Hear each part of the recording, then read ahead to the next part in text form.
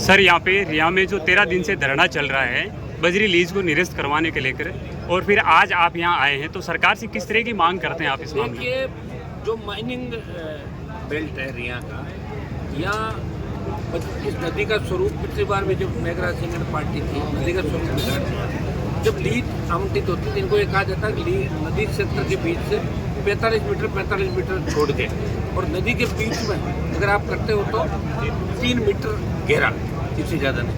ये तो 30 मीटर गहरा कर दे, कई जगह पानी आ गया तो फिर जहाँ नीचे ग्रेवल निकल गया और पानी आएगा, रुकेगा नहीं, चला जाएगा सीधा, तो नदी का स्वरूप बिगाड़ दिया। अब्दुल रहमान का जो प्रकरण है सुप्रीम कोर्ट का, उसका सीधा उल्लंघन है। और हम बजरंग जी से मांग करते हैं कि आप माइनिंग नीति में बदलाव करके किसानों को छोटे पट्टे दें, 1-1 हेक्टर के पट्टे। जो अपनी ज़मीन में लेना चाहे ठीक है, नहीं लेना चाहिए तो नहीं ले बचत। और आप ये कह रहे हो कि वो फिर नदी से ही खोदेंगे, तो फिर आपकी पुलिस लगेगी, नाके लगेंगे पुलिस के। तो किसानों को छोटे पट्टे दें। ये तो एक माफिया से मुक्ति मिली, दूसरे माफिया आ गए, सारा खोद के कबाड़ा करते हैं। और सबसे दुर्भाग्य इस बात का है कि 5 जो माइंस यहाँ अलॉट हुई है, उन 5 में 5, 7, 10 पॉलिटिकल लोग हैं। नागौर का एसपी भी इसके अंदर है, और हिस्सेदारी भी बहुत से लोगों की है। तो इस तरह आप देख सकते हो कि हम बहुत से mining engineer, RA, IAS, IPS, MLA, पूर्व मंत्री, पूर्व सांसद, कांग्रेस BJP के साथ में अलायंस पार्टनरशिप, और इनका कुछ ज़्यादा है भी नहीं अपने लोगों का। जो रिया के लोग जिसको लेकर आंदोलन करें, चंडी माता जी का मंदिर और इसको लेकर 5 नंबर माइक के लिए, 5 नंबर माइक थी, 13 नंबर माइक के लिए, इसमें सारे बड़े लोग हैं बाहर के। हमारे वाले ये जो घूम रहे हैं यहाँ पर, किसी का 1% होगा, किसी का 1.5, किसी को लाख रुपये में नौकर रखा, किसी को 1.5 लाख। इनको तो भगाने कुछ भी नहीं मिलना, लेकिन इन्होंने ठेका ले लिया, हम ले आएंगे साहब, आप गाड़ियाँ पार कराएंगे।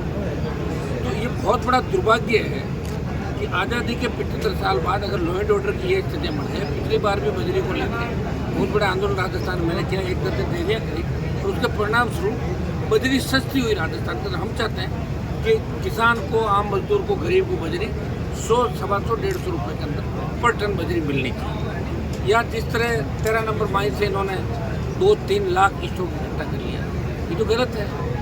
हम ये चाहेंगे कि इस स्टॉक की जाँच करें, ये रवाना अगर स्टॉक करते तो कितना कर सकते हैं। अन्य फंड में इन्होंने किया, एक तो पिछली बार जब मेघराज सिंह के खिलाफ FIR भीलवाड़ा, मियाँ और जोधपुर बाड़मेर में हुई, उसमें 294 49 करोड़ 2 का ही निकला, अभी 350 करोड़ का निकल गया वोट। तो इससे अंदाज लगाओ कितना पैसा कमाते हैं। रेत से कितना पैसा कमा रही है सरकार, कितना कमा रहे हैं अधिकारी, कितना कमा रहे नेता। तो गरीब आदमी फिर कहाँ जाएगा? इसके बाद तो रेत ही बेचारे के पास। तो गरीब को रेत बेचने दो, चाहे जिप्सम हो, चाइना क्ले हो, सैंड स्टोन हो, लाइम स्टोन हो, इनको खाली करके किसानों को उनके खेतों के अंदर पट्टे दिए जाए।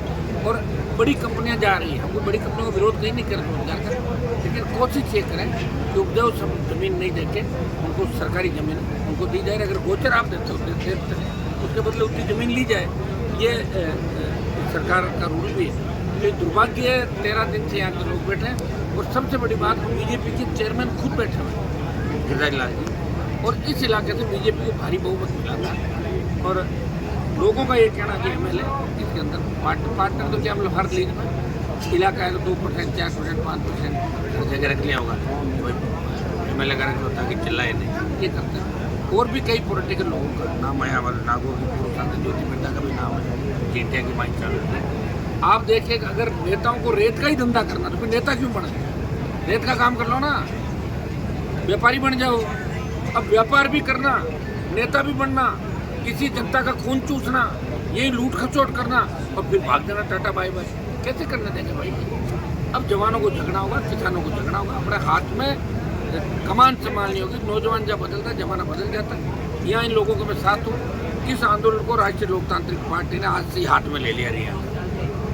जब तक इनकी जीत नहीं होगी तब तक मैं खड़ा हूँ। अब देखते हैं कि कौन सा बड़ा माफिया या कौन सा व्यक्ति इन गरीबों की ज़मीनों की तरफ आँख उठाता है और नदी का स्वरूप बिगाड़ने देगा। स्वरूप नदी हमारी चले, जिससे रिचार्ज हो, यहाँ पे पानी किसानों को सुख सुविधा मिले। हम ये चाहते हैं कि नदी का स्वरूप नहीं बिगड़ा। हम किसी के खिलाफ नहीं व्यक्ति का, लेकिन गुंडागर्दी कतई नहीं बर्दाश्त होने देंगे। चाहे कोई भी हो, कितना ही बड़ा व्यक्ति हो, अगर गुंडागर्दी करेगा तो उसका सामना राष्ट्रीय लोकतांत्रिक पार्टी सर यहाँ के के साथ अधिकारी करेगी तो हमारे। यहाँ के अधिकारी तो नंदी को बंदी बता दिया सर। यहाँ के अधिकारियों ने तो खूब चोरी चकारी की, लेकिन दुर्भाग्य से हमारी सरकार नहीं ना राजस्थान में। हमने ज़्यादा भ्रष्टाचार के खिलाफ मामले उठाए, लोगों ने हमारी सारी सीटें रहती। एक एमएलए भी नहीं छोड़ा विधानसभा का। फिर भी मैं लड़ रहा हूँ राजस्थान को बचाने के लिए, लोकतंत्र को बचाने के लिए। मीडिया को आपको सिविल लाइन के अंदर एंट्री नहीं जाती। पहले सीएम गवर्नर के यहाँ मीडिया जा सकता था, अब 1 किलोमीटर दूर खड़ा करते हैं धूप के अंदर। भाइयों, आपकी आवाज़ भी हम ही उठा रहे हैं, हर व्यक्ति की, हर वर्ग की, हर समाज की आवाज़ उठा रहे हैं। इसलिए आप थोड़ी हिम्मत रखो, ताकत दो इनको, और आपकी ताकत है। और सोशल मीडिया हमारे पास बहुत बड़ी ताकत, मीडिया के साथ साथ प्रिंट मीडिया, इलेक्ट्रॉनिक, आप सब ताकत होगा, निश्चित रूप से माफिया राज खत्म करेंगे राजस्थान के अंदर, और लंबे समय तक इनको नहीं चलने देंगे। सर लीज मंदिर को भी नहीं छोड़ा इन्होंने। आप तो मंदिर को नहीं छोड़ा, राजस्थान में तो आईसीयू के अंदर रेप हो गया। कौन सी बात कर रहे हो? है क्या कानून व्यवस्था? भजन लाल जी ने कभी सोचा कि सीएम बनेंगे?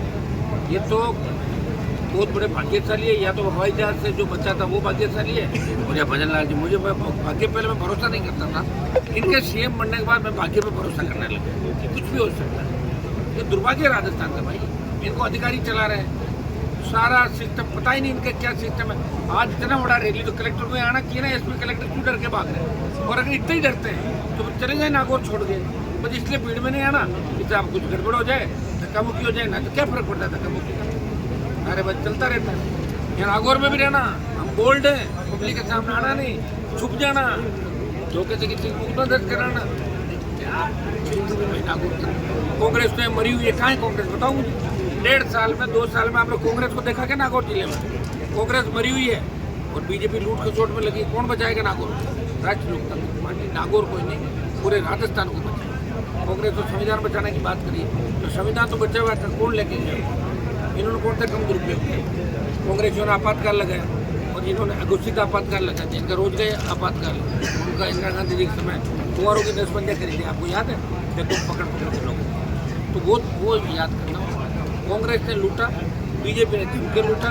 चोर चोर मोसेरे भाई, एक सांपनाथ दूसरा नागनाथ है, और हमें इन दोनों से लड़ना है, और दोनों का ठिकाना पंचायत चुनाव के अंदर इनका हिसाब बराबर कर देना। इस मामले को लेकर आगामी क्या रणनीति रहेगी? बढ़िया ही रहेगी रणनीति, आप चिंता ही मत करो। आज मामला हाथ में लिया है, तो दिल्ली तक गूंज रहेगी इसकी, लोकसभा में उठेगा मामला है मजबूती के साथ। सर चुप नहीं बैठेगा भाई, हम इनको न्याय दिलाएंगे। जैसा संघर्ष समिति और जैसा रिया का आमजन चाह रहा है, वो फैसला में करा दूंगा।